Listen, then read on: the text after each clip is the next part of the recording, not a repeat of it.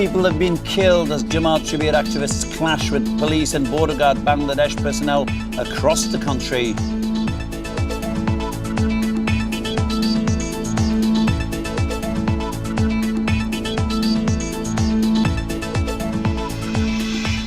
The government has appealed against the life sentence of convicted war criminal and Jamaat's leader Abdul Qadir Mullah. The government seeks the death penalty on Mullah.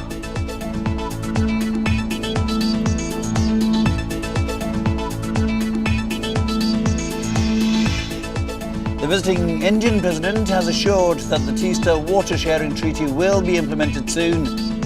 Opposition chief Khaleda Zia cancelled a meeting with Pranab, citing security reasons.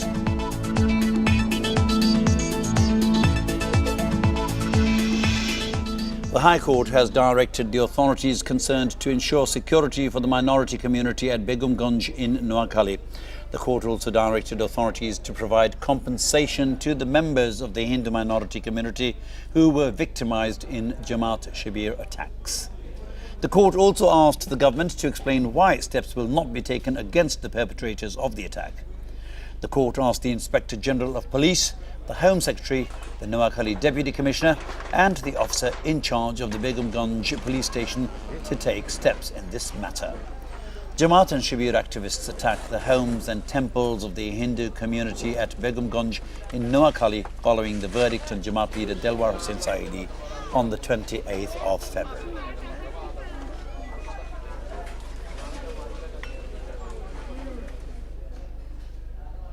Meanwhile, Jamaat Shibir activists have continued attacking Hindu communities across the country. They attacked Hindus and vandalized and torched Hindu temples in several places in the country during the first day of the 48-hour strike today. Jamaat Shibir men attacked the Hindu community in Shirajganj. They vandalized temples at Gopinathpur in the district. Jamaat Shibir activists also attacked the Hindu communities in Dinajpur, Ghazipur, Bagirhat, Borishal and Noakhali today.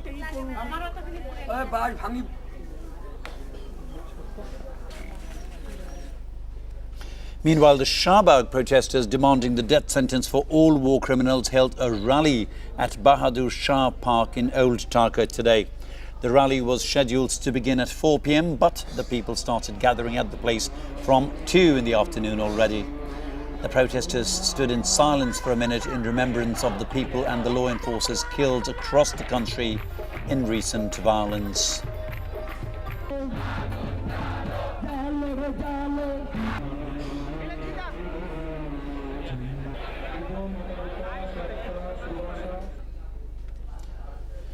Meanwhile, BNP Joint Secretary General Ruhul Kabir Rizvi has termed the protesters at Shahbag as being misled.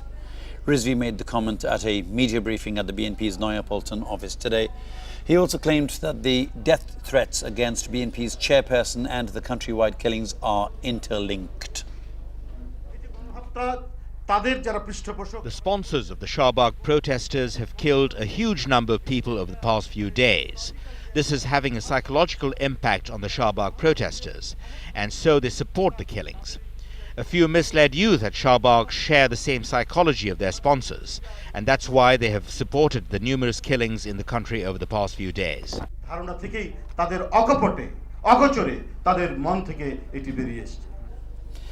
Police have sued 1,200 BNP leaders and activists, including its acting Secretary General Mirza Fakhrul Islam Alamgir, over Saturday's violence in the capital.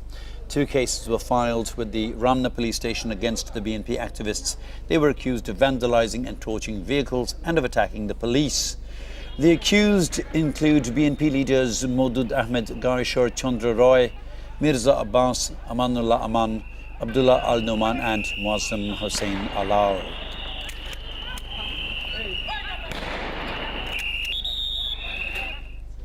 Now, legal experts say that the government can take action against Jamaat-e-Islami under the existing law for its role during the 1971 Liberation War. They say that the move does not need any further amendment to the law. The experts also say that steps can be taken against Jamaat because the party has been accused of war crimes by the International Crimes Tribunal in all 3 verdicts pronounced so far.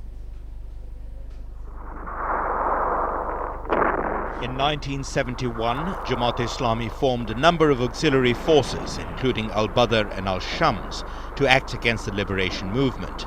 These forces collaborated with the Pakistan Army and carried out atrocities on innocent people. They set fire to houses, looted property, killed people, and also handed over women to the Pakistan Army to be raped. In all three verdicts delivered so far, the International Crimes Tribunals accused Jamaat-e-Islami for its involvement in crimes against humanity. Under the new law that was amended in the face of the Shahbag protests, Jamaat can be tried at a special court for its direct involvement in war crimes.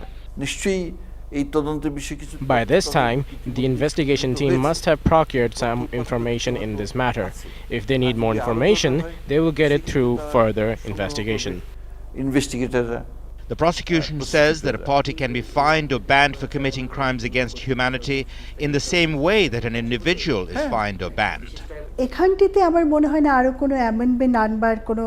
don't think it is necessary to further amend the law.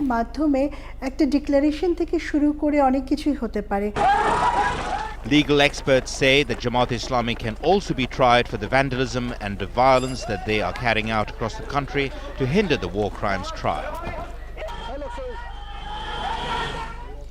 The International Crimes Tribunal 1 has asked the prosecution to submit formal charges against Jamaat leader Mir Kashim Ali on the 24th of April. The prosecution was supposed to submit an investigation progress report against Kashim Ali today. However, the tribunal extended the deadline by 2 months following an appeal by the prosecution. Meanwhile, the ICT too has asked 3 Jamaat leaders to appear before court on the 6th of March on contempt charges. The tribunal also warned that the Jamaat leaders' lawyers will face action if those leaders do not appear on that day. About 5,000 tourists have been stuck in Cox's Bazar because of the ongoing strike and a blockade on the Chittagong-Cox's Bazar highway. The authorities announced that they have arranged to bring the tourists out of Cox's Bazar by air and ship. However, tourists allege that they were charged extra for this special service. Until now, only 300 tourists have been able to leave Cox's Bazar under this arrangement, while others pass their time in uncertainty.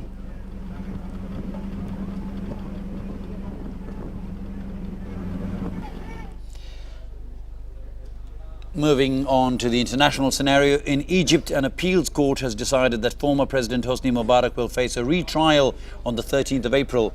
He faces charges of corruption and of conspiring to